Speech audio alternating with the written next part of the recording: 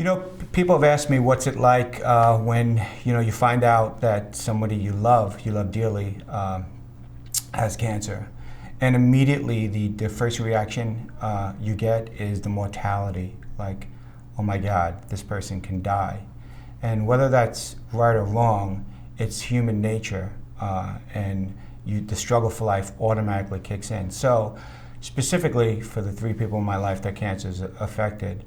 My father-in-law, he was an older gentleman, and he had smoked when he was younger, and he got lung cancer.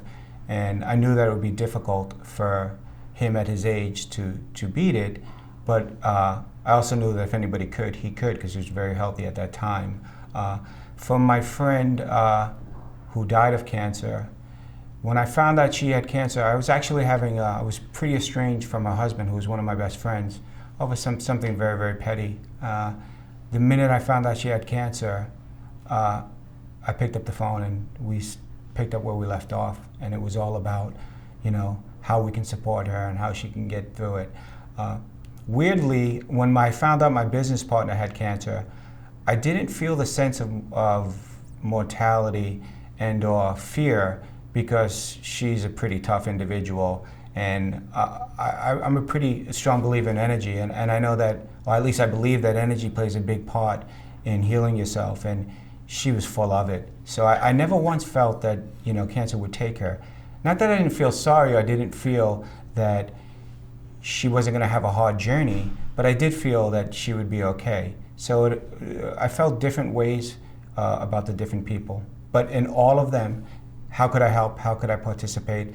What do they need me to do? And I would do it if I could. I saw three people go through treatment, and three different treatments for that matter, and I supported them all. For two of the people who have passed, the treatment that they went through was very, very strong, and I saw their body deteriorate very, very rapidly. And there's a feeling of helplessness when you see them go through it.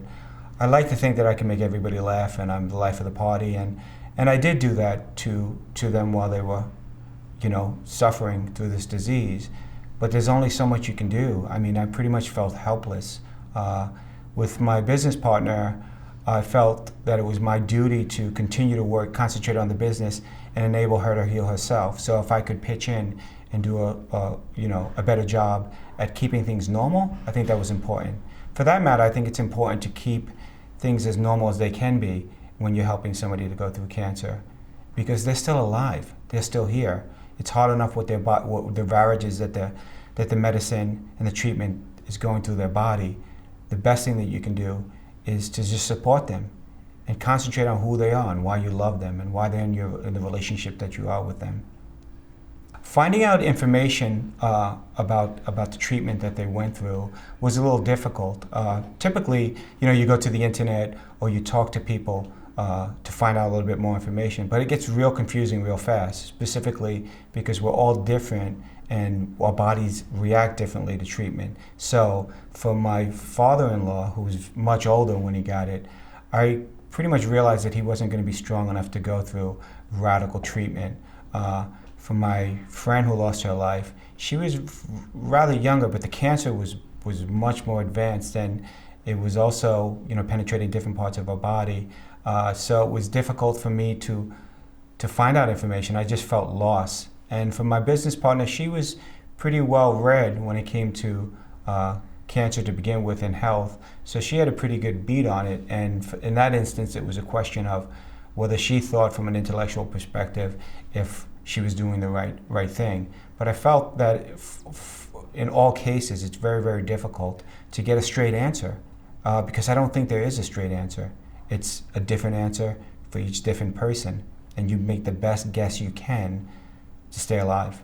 Knowing what I know now about handling the experience of cancer as a supporter and supporting the people, don't want to sound cocky, but I don't know that I would have changed anything.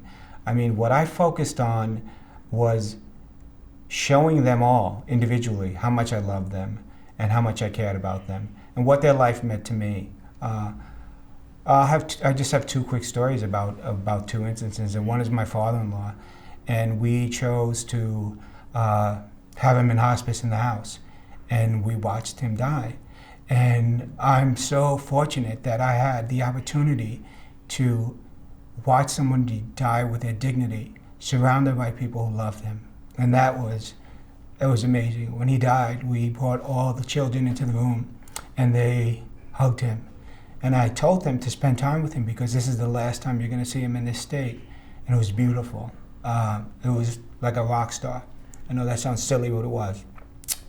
For my friend Tanya, who lost her life, about a week before she lost her life, I was at a good friend's house, her brother-in-law's house, and actually her cousin's house.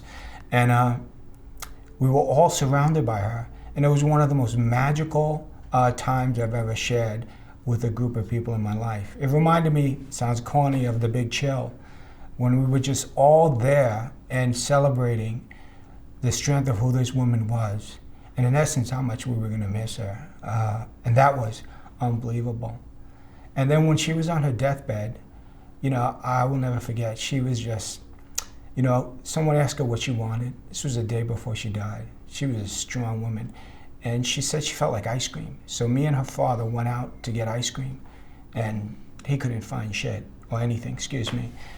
So I found the ice cream, and we brought it back to her, and everybody's fawning over Tanya and saying, wow, Daddy knows best. He found the ice cream for you. And she said, yes, Daddy knows best. And then she looked at me in the eye, and she mimed, thank you, Anthony. And I felt that that's what I'm going to miss the most about her, that she was just on point, and what a woman she was. And that's the sadness of it all, is that, it can take somebody who you don't realize how much you love them until they're gone. So when you asked me earlier about would I change anything, I don't think I would. I would maybe hug them a little harder if I could, but anything I had, I left it there for them. And I think that's the most important thing that you can do. If I had a chance to tell somebody who was going to go through the experience that I have, I would say to, concentrate on being this, to support the person as much as you can. If that means financially, if that means spiritually, if that means with love, with time, whatever it means for each individual case, I think it's important for you to recognize that it's hard enough for them to go through what they're going through. If you owe them anything, you owe them, your time, your commitment, and your compassion, because they would do it for you. Or I'd like to think they would.